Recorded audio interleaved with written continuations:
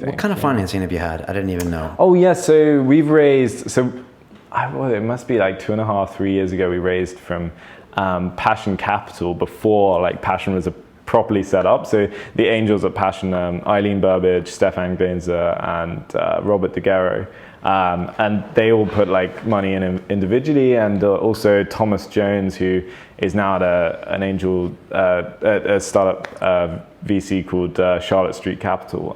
So they put in, a small round early on, and the funny story about that was, like, Jeff and I took a gap year out after school, like after we'd done our A-levels to see if we could make GoSquared work. And we were like, man, we're going to be in our office in London. We're going to be, living the high life, running a startup.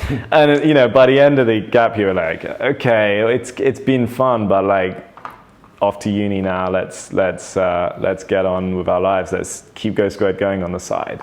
And a week before, we were like just packing for uni, and I get this random email from Eileen at Passion, and she's like, we've seen you guys, we've been following you for a few months. You want to come in and chat?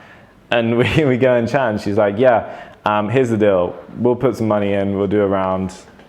You guys will be full-time on this. How does that sound? And Jeff and I, like JT was already at uni at this point, but yeah, Jeff and I were like, oh my God. And so we went to uni for like 4 or 5 weeks thinking, what do we do? What do we do? And we spoke to like everyone we knew. And in the end, we were like, screw it, let's run GoSquared full time. And so yeah, Jeff dropped out of Nottingham. I dropped out of Exeter Uni after like five intense, hardworking weeks, and went on to run GoSquared full time out of White Bear Yard. And so since then, we've raised another round from.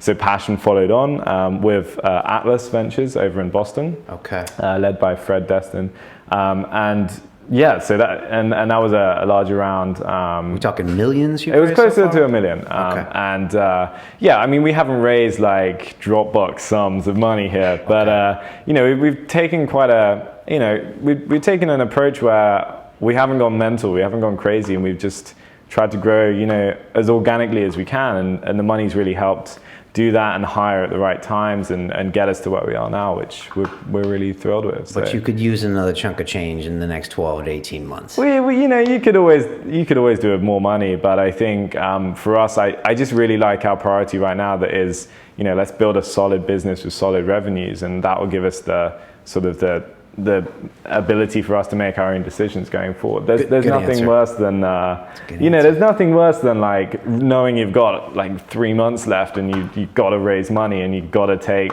whatever comes your way, and I think we're just putting ourselves in the best position. Yeah. Okay.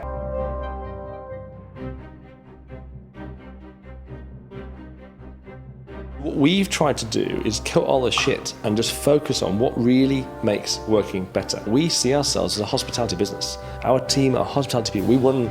We won Service Business of the Year last year. It's probably London's only zombie-proof building. So when the apocalypse comes, come to Whitechapel. We've got off-the-grid power from generators. We've got a satellite dish bringing the internet. You go upstairs, you've got a 140-person event space called the Innovation Loft. If you have an event, and you want to put it on somewhere, come and see us. It's free.